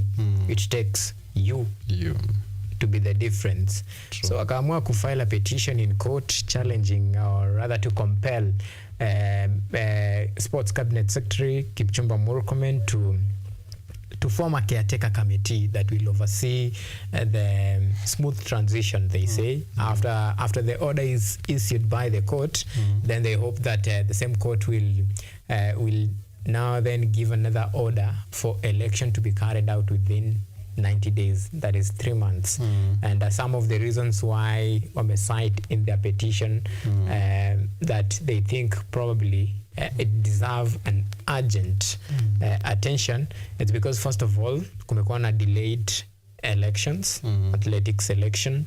Kumekuwa na conflict of interest among the officials, and kumekuwa just a lot of issues happening within the athletics Kenya, and they feel like to some extent pia imekuwa reflected the performance of Team Kenya, and they want a change. And of course change is good, but the funny thing ni we have an executive committee enye for them ni kama interim committee enye walikuwa wanafaa oversee this process. There is a time pia there is a court order, like someone challenged their stay in office, then they went to court, alafu court ika issue a stay order so that they can continue to run the operation. So you see this imekuwa ni inside fight and imekuwa happen for quite a long time. Do you think probably it's about time? It's about time, like they say, kukuwe na change. I think it's about time to kuwe na change. Juu kama hizi vitu sasa zinakuja mpaka kuboil into the results ya athletes when you wanna participate in different competitions, then I think hapo we have a big problem. And I think pia ni time. Saizi ni a time of change, na pia hizi vitu zinafaa ziishi. Hii mambo ya watu wana hold on to office after time yao ime run out. Hii mambo inafaa iishi, because ukiona mtu anang'ang'ana ku hold on to a place where clearly watu wako unsatisfied na ile kitu wanafanya, wajue these guys are not, they up to no good. Maana kama saizi tukiona vile athletics imekuwa ikiperform, watu wengi walicomplain sana. A lot of fans na a lot of Kenyans walicomplain kuhusu performance ya the just concluded Paris Olympics. Na wengi, many of the experts when walikuwa analyze walisema the problem actually is in the management. Tuliona hata athletes wenyewe wakitokea kucomplain wakasema the management ndio problem. So I think these guys wakuwe to good Kenyans na patriots. Kama wameshindwa na hiyo kazi, wa step aside, na kama time yao imerun out, mbona unganganie kukua hapo? And unajua in this context, for me I think Kenya penye tumefika, being a good patriot, well nowadays hiyo ni something that exists. So I think it's patriotic Kenyans and wakuwe very patriotic enough, then we show the unpatriotic Kenyans the way. And for sure kumekuwa na deep in form, I can tell you for sure. Like kuna certain races to struggle, and I'll give even a good one. 800 meters for women, here Mary Moraa. Well, it was very shocking to see it's only Mary Moraa that participate, or rather ndali qualify for the finals. Actually hiyo ina tell that hiyo ni ile initoga personal, hiyo ni yeye mwenyewe kujituma kwake, of which normally the game plan ya Kenya in athletics imekwanga simple. If you can't win, I will win it for you. I know like you are the best in this race, but maybe today you had a bad day in office. Don't worry, I got you. Wewe ukikuwa number 2, mimi nakuwa number 1. Tuna retain the dominance, inakuja home. While 3000 meters steeplechase for men and even for women, it's something that tumekuwa now tukichase the shadow. If today umeenda field at least run, but feel like maybe ni gas ndimeisha ndo actually imekuweka nje. Well, do you think probably next race utaenda na same excuse useme like ni gas imeisha? So utakuwa unajua like nilirun under this condition, ama nilienda too fast, that's why nilipoteza gas. This time round maybe projection itakuwa a bit slow. Now the point ni in this 3000 meters steeplechase, tumekuwa beaten with now the Moroccan 3 times now. 3 times. Don't you think maybe ni kulana tulana, because I feel like tunafanya same thing over and over again to expect same result. So to echo Julius Yego, na alikuwa bold enough akasema, I think it's about time to relook on our strategy. Tuanze kuemploy new techniques because the world is changing. Sahi watu embrace sports science. It's no longer about I'm from Kenya, I can run, so I will win this anybody can run. So it's about tactics And for that to happen, inahitaji like the officials when you're in office rise up to the occasion. Yes, now. If you can't, una ship out, una give room for fresh ideas, people when you wanna take it to the next level. True. So for the 4 Kenyans, I think their concern, if you ask me, my personal opinion, is very legit, and they should push for that because I think hii management ya athletics Kenya walikuwa wameshaanza kuget kwa ile comfort zone ya we are Kenyans, we always win, so there is no need to do much. We are champions in this thing, so we are going to do it. But I think vitu vile zime happen recently, ni wake up call kwao that what vitu tu hazita happen vile zina happen, they need to step up. Kiona opponents wetu, they have done really much ndio waweze kutu overtake in these races zenye tumekuwa tukidominate. Wame do a lot in terms of practicing new equipments, new techniques, but sisi tulikuwa tu pale, we are Kenyans, and in this race we are expecting and prove you wrong. And another thing yenye mimi personally inaniuma, even as we wind up part ya athletics, well, we cry about our athletes wamekuwa poached. Well, tunafanya nini? What are we doing to improve? You know, unajua the first thing tunafaa tujiulize kwanza, kwa nini wanakuwa poached?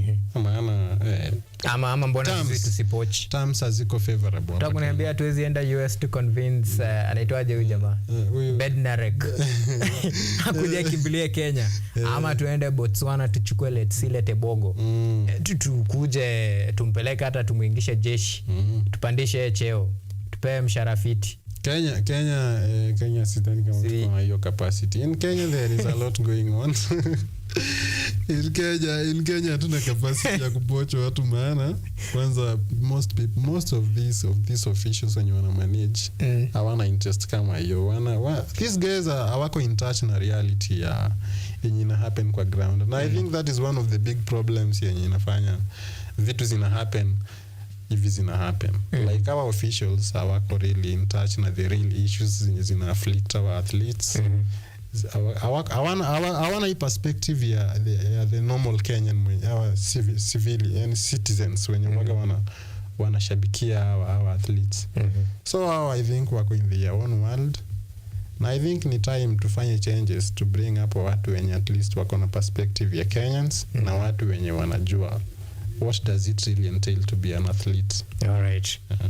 Well, now let's tuongelee matters rugby kidogo. Well, the leaders sahi ni kama kidogo wamelegeza kidogo wakavutwa. Now the driftwood sevens, remember fixtures zilishatokea, and we have in pool A tuko na now the Kabeberi Sevens, that is the KCB, the Kabeberi Sevens champion KCB, alongside Kenyatta University best side Black Blood. And then we have the host nation, that is the host team, that is Mombasa RFC. Well, they're in pool A, and of course they'll battle it out for glory in that particular for that particular pool, alongside Masinde Muliro. And that is in pool A. We have KCB, Black Blood, Masinde Muliro, University of Science and Technology, then Mombasa RFC in pool A. They'll battle for glory on that particular pool. Then in pool B, we have another very interesting team, that is Menengai Oilers, which are team which imekuwa very consistent in this series and even in the Kenya Cup. And we have the Daystar Falcons, then Nondet Script, then we have TUM Marines, that is Technical University of Mombasa Marines in that pool B. Then pool C, now this is a pool of death. Yes. Tuko na the Kenya Cup defending champions, Cabra Sugar. We have now the pool leaders, or rather let me call it the series leader, the Kenya Harlequins. Then we have Cabra Sugar, we have Nakuru RFC, and Mwamba. Now that's a very tricky fixtures for them. And the last weekend in the Kabeberi Sevens, that word, Kabeberi Sevens, KCB were the defending champions, of course, will defend their crown. So this is something that wamekuwa kiwin, and with that ikawa take to third position. Now the fact that Cabras ilishindwa kumaliza within ilishindwa hata kufika semi-finals, ilimaanisha like they had to drop the points, and that's where this competition gets very interesting. Now in the table standings, in the national 7th circuit's table standings, let me just take you through very fast those who sits where and why, because the why nishakwambia. Now number 1 on the table is the Kenya Harlequins, wako na 75 points, followed closely by Cabras Sugar with 73 points. Then we have KCB in third with 66 points. Then we have the Menengai Oilers with 60 points. KCB wako na 67. Then Menengai Oilers wako na 60 points. Then we have the Monks, the Catholic Monks wako na 55 points. Then Masinde Muliro University of Science and Technology wako na 49 points at 6th position. Then we have Strathmolleos at 7th with 44 points. Then tuko na Nakuru RFC at 8th with 39 points. Then we have that is Nondeds at 9 with 35 points. Then Daystar Falcons at 10th with 29. Then the Mighty Black Blood at 11 with 24 points. Then we have Stylons at 12 with 18 points. Then Mwamba at 13 with 12 points. Then Homeboys, the best from Apochini, with 11 points. So that's how the table stands. So this hii ni kama kiligi kivyake. This is the national circuits. Remember tulikuwa na Dallas 7, tumekuwa na Ingwe 7, Kapeberi 7, now tunaenda Driftwood 7, and in this now after this series imeisha, then tutakuwa na winner. So nikaligi bondo hii, now you know. Sijui kama kutakuwa na changes where labda changes now, obviously especially up on top, especially from the top 3. And the rest between number 1 and number 2 points ni mbili too, so any game can change the difference.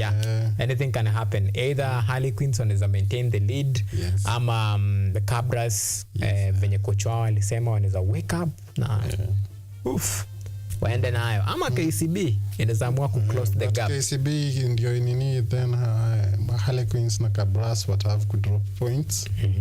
So hapo itakuwa tricky kidogo. I think between Cabras and Harlequins, any of the two can finish on the top. All right, so let's take a very short break. Remember, we are reminding you about our question of the day.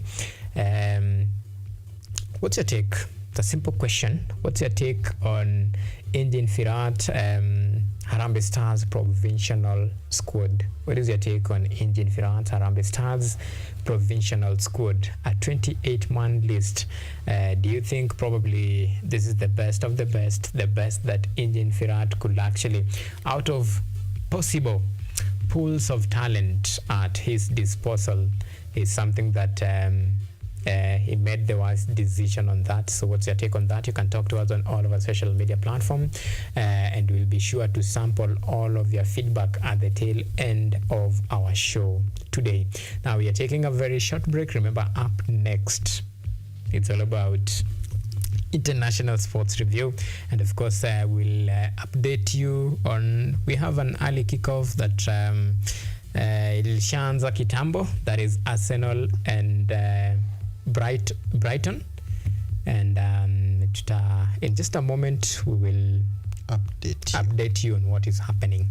But first thing, let's take this very short break, then we come back. Stop wait.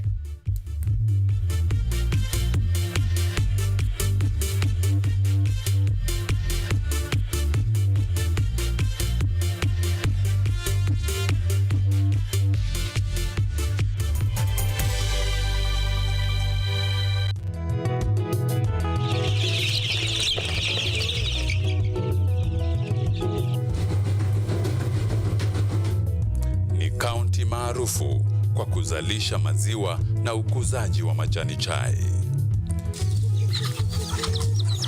Pia, serikali ya kaunti inawahimiza wakulima kukumbatia mitindo mingine ya kilimo kuzidisha mapato.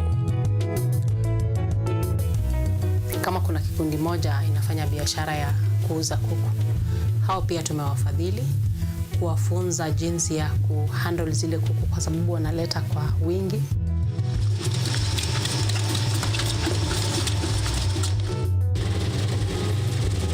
Haya yote tunakuletea katika Boresha Kilimo, toleo la kaunti ya Bomet.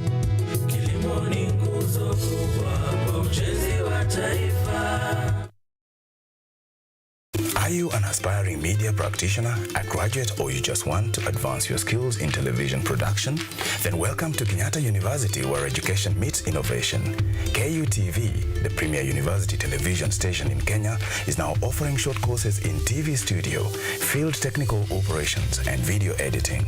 Through these courses, you will acquire hands-on skills on camera operations, media production, lighting techniques, audiovisual editing, and sound and visual control, and how to operate key equipment in modern TV control room. Enroll today at KUTV and discover your full potential in cutting-edge TV broadcasting. Graduates of these courses will receive professional certificates. For more information, visit our offices at KUTV Studios or call us on 020-870-4252 or 020-870-4255 or SMS us on 0739-110-544. KUTV, a new experience.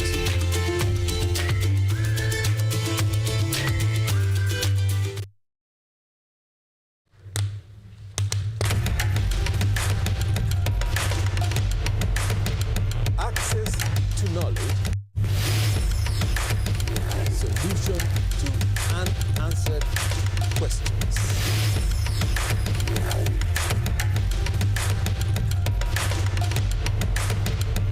Guidelines to pursuing your rights and repossessing your property, intellectual or material. This and more only on Law Matters.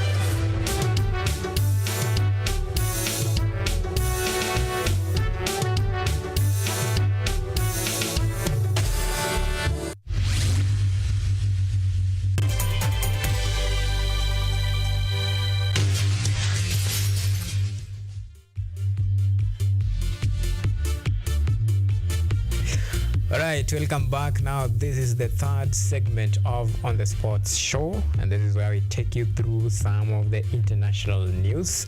And of course, just like I promised you, nilikuwa ni take through and of course ni update on what is happening. So currently, remember the Arsenal vs Brighton. It is 1-0 in favor of Arsenal. And guess who has just scored? Kai Havertz.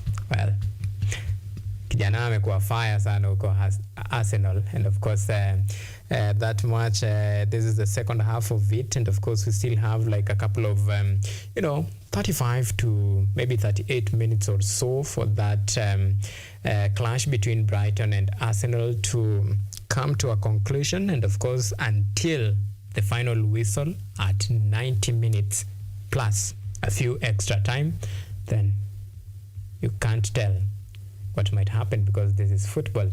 Anyway, so in that same breath and spirit, let me take you to, let me just for once more read you some of the today's fixture. Remember the first one, the early kickoff was it's between Arsenal and Brighton at Emirates Stadium, and Arsenal leads 1-0 against Brighton. Then later on we'll have Nottingham Forest against Wolves. Then Leicester City will entertain Aston Villa at King Power Stadium. Then we have Ipswich Town who will brush shoulders against Fulham. Then Brentford will clash against Southampton. Then Everton will be seeking redemption against Bournemouth, and this is Everton will welcome Bournemouth at Goodison Park. Then later on Manchester City will travel to London Stadium to face off West Ham United. City will be eyeing to extend, or rather to make it 3 out of 3 so far. So that is 9 points that City will be out to hunt, even as the English Premier League extend all the way to game week 3. Well, the weekend, especially Saturday, that's this Saturday fixture. So what is the surprise one? Arsenal tumuona already shall take an early lead. Arsenal wako na very good chance ya kuwin hiyo game.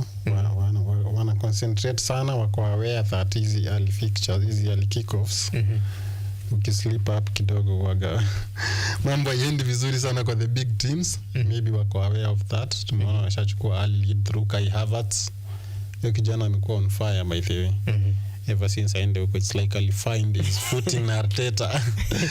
Na unauliza alikuwa amani ako on fire ama alikuwa on fire? Ako on fire and Arteta. Na unaona na wa contribute very important goals. So hiyo ni very interesting. Alafu kuna game nyingine hapo naona ya Aston Villa na Leicester. Pia that is a very interesting match. I think hiyo itakuwa a game iko worth watching. Na anaitwaje huyu Kai Havertz?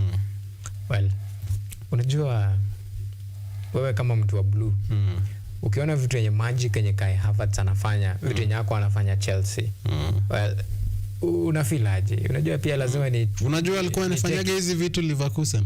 Akiwa by Leverkusen alikuwa anafanya hizi vitu before kuja Chelsea. Chelsea kamnunua. Akakosa kufanya hizi vitu Chelsea. Actually alifanya but haku match zile expectations tulikuwa nazo na ile price alikuja nayo. I think Chelsea wakakuwa impatient na yeye. Na vile alikuwa na form nzuri hata akiwa Chelsea, he was not that bad. Ndio maana aliweza kuattract interest from a team like Arsenal. Alienda huko na wakampatia chance, na sasa I think ako hapo ana prove that ako na ile quality. Iko bado. Anyway, ni uchungu lakini inabidi tuzoe. Tutafanya nini? Inabidi tuzoe.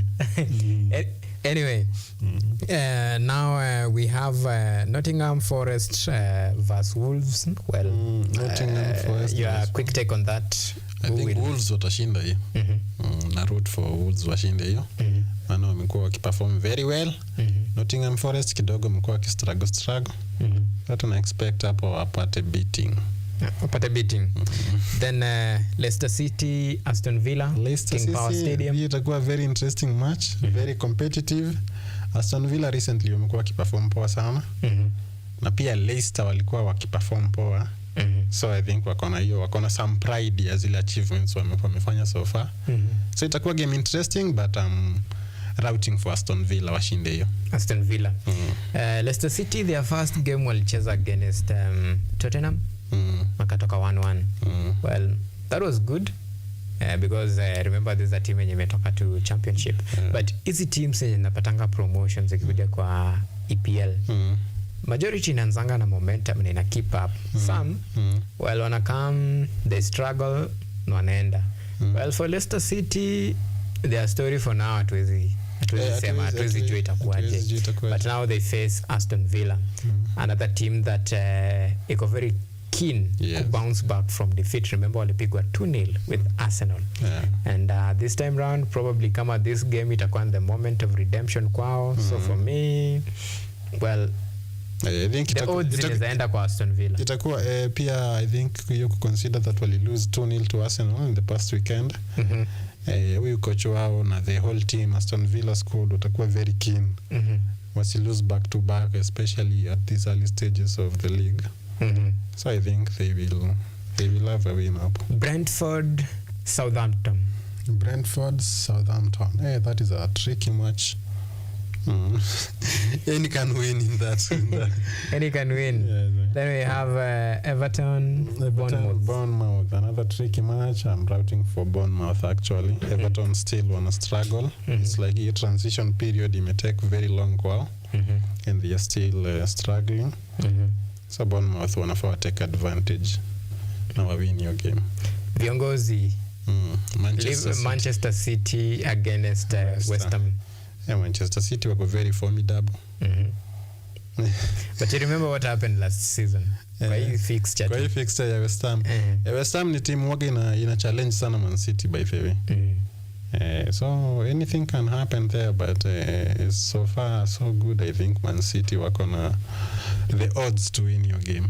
They have what it takes. Hawana injuries mob. Squad yao iko up to par, so I think this Man City when I watch Manchester City, si ile City tunaijua. Yes, walicheza against Chelsea wakashinda 2-0. Walicheza na I think ilikuwa ni Ipswich Town wakashinda 4-1. Well, but mi siko convinced with City, especially their defense. Keeper wao ni kama I don't know, but unajua hawaja lose so far. Lose nayo hawaja lose but India, is this the best team? Almost actually the best team in the top 2 in the world. Man City ni among the best 2 teams in the world. Yeah, among the best. I mean napenda sana the choice of words yenye mnatumia because among the best. Among the best. But the best tunai judge based on last season, not this season. Not this season. Last season no doubt. Walikuwa among the best in fact hata si among the best team. The best team in Europe. Yes. I can tell you. Regardless kama sijui ni Real Madrid ilishinda Champions League, but City was the best team in Europe. This time round ndo naona kama this time tuna expect wapate competition. They won't have it easy. Maana of course a lot of teams will learn something from encounters zao last season. So I think this season teams mingi zitakuja zikiwa zimejipanga on how to stop them. Na I think itakuwa challenge kubwa kwa Man City. Na kama watamanage ku overcome hizi teams na waweze ku replicate what they did last season, then I think that will be a big statement. So remember I told you early kickoff na mambo huko mambo sema mambo wakusikii mambo pigwa kitu wamesawazisha pigwa kitu inakuwa very interesting hapo equalizer bana remember 82 ama 92 anything can happen sindio kabisa. Good. And I told you sasa tunaendelea. Ngura anasema to keep hope. Okay. It's very much possible. Sasa Arsenal can do something. And mimi nasema pia Brighton can do something. Yes. So it's possible. Anyway, so wacha tuende kwa fixtures za Sunday. Sunday sasa hapo ndo tuko na the battle of the Titan. First game Chelsea will welcome Crystal Palace at Stamford Bridge Stadium. This is a London derby. Another 3 points for Chelsea.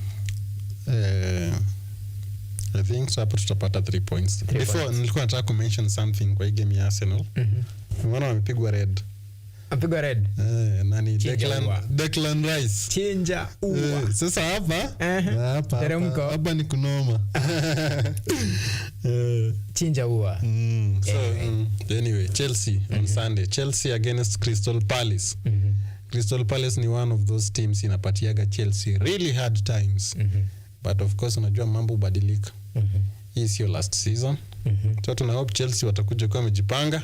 Na vile umeona Chelsea wako na firepower. Na cheki. Chelsea ni team ambayo inaweza ika cut through any defense. Tuko na team na tuko na team B. Na tuko na team kubwa sana.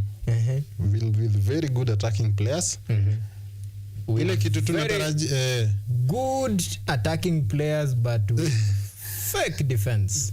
That is the problem now. That is the only problem we have. And very fake goalkeeper. We can score 6, but we must concede 2, 1, 3. In fact, that goalkeeper, kuna noma. Tuko na shida hapo kwa defense line. sijui hapo Maresca anapanga kufanya nini, to be honest, but attack yetu iko sawa.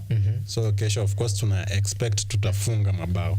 On a quick one, we have a good attack, very poor defense, but and an average midfield. Pia tuna chances ni we might struggle. Tuliona venye anaitwaje Moise Caicedo venye alipata injury akatolewa, then tulikuwa dispose very so exposed. That's an area of concern. In as much as Chelsea buys, we make sure midfield, especially the defensive midfielders, kuna wale wenye watakuwa fit ndo game is to cost. Anyway, big game probably e week. Liverpool Manchester United. Well, historia iko huko. Yani hii ndio ile wanasemanga evidence. Hiyo tunajua results. Hiyo tunajua. Hii tunajuaga. Bado unaonaje? Especially hii season tumeona Liverpool wamejipanga vizuri. Wako na coach mpya ameingia pale Ancelotti. Na tumeona ameweka timu yake iko very much kwa momentum ya kushinda games. Mohamed Salah pia ako hapo anawaka hapo mbele. Niliona pia by the way Liverpool walisign Federico Chiesa. Yeye alikuwa ni ule forward wa Juventus. Is a very good addition hapo.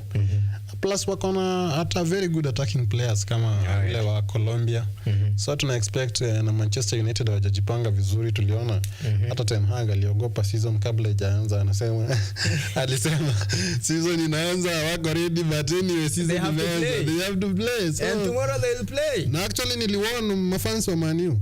Niliwaona in fact chairman wao. Ukawaambia Mr. Laban. Nilimwambia ameshaanza kuwa protect, amemwambia mjipange psychologically, msikue damage. Anajali sana your mental health. Sasa nyinyi hakuna haja mjiweke ignorance. By the last week Peace kwa street it was sponsored courtesy of Brighton. Today today was sponsored courtesy of Brighton. Tuwafanyie nini Brighton? Anyway, Brighton let's see. Now that we mentioned about transfer, we want to go through these transfers very fast. Wacha tuanze na the most recent one. Federico Chiesa to Liverpool. That is a very good addition. Huyu player alikuwa ana perform very well in Juventus. I think ile kitu ilifanya atoke Juventus. Nasema tu ni time yake ya exit ilifika. Ilifika. Now tuko na our very own Raheem Sterling probably ameenda Arsenal. Tuna expect ataongezea depth, atawasaidia kidogo. But ukiona team inachukua wale wiko kwingine watakikani, of course hapo sio mambo ni mzuri sana. But wacha tuone atawasaidia vipi, lakini hatuna expectations kubwa maana tunajua Raheem Sterling a lot of misses.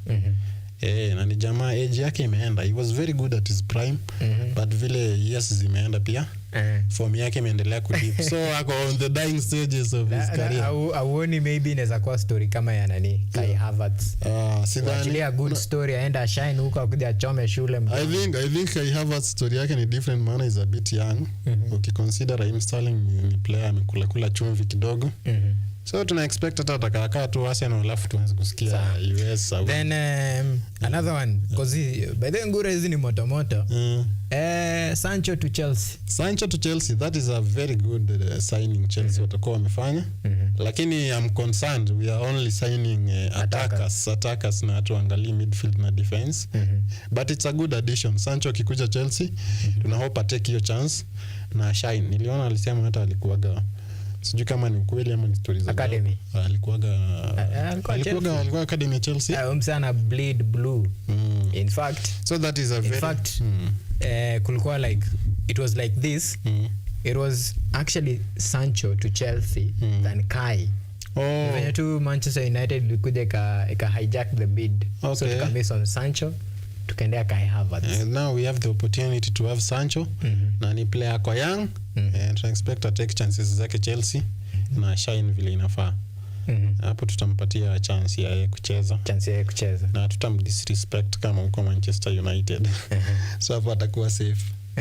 Take chance na shine. Jana tunampigia makofi kabisa. Tuko na kikosi kubwa sana. Anyway, so your final word tuki wind up tukikamalizia hii kitu. My final word iende management ya Athletics Kenya. I think Athletics Kenya hao wazee wenye wanangangania kukaa hapo na time yao imeisha. Please nyinyi wazee, achieni hizo viti. Wale watu watakuja kuimprove vitu wakuje. Maana remember hii sports ni kitu ya Wakenya wote, si kitu ya watu wachache. So I think kama court imeamua elections zifanywe, please mkuwe good Kenyan patriots, step aside, mwache elections zifanyike. As to wale wanatuwatch hapo nje, tunasema thank you sana kwa kutuwatch, thank you kwa kufanikisha show, na mkuwe na weekend njema. Alright. So mimi nataka tu kusema machache kidogo juu time pia inaenda, and when it's just simple message kwa you Engine Firat. Well, we trust in your ability. You are very knowledgeable ikikuja kwa team selection. You know what you want. My only plea ni kukuomba tu patia our youngsters a chance pia wao wa kushow what they can do. That is the simple one. So most of the time kuna wengine tunawajua na venye wanasema hatuhitaji kuenda mbali sana because we know what they can do, na evidence venye wanasema iko kwa karatasi, na mimi nimeifungia tu hapo. Many thanks, until next time, do have a lovely weekend. My good name is Auma Evans. Thank you.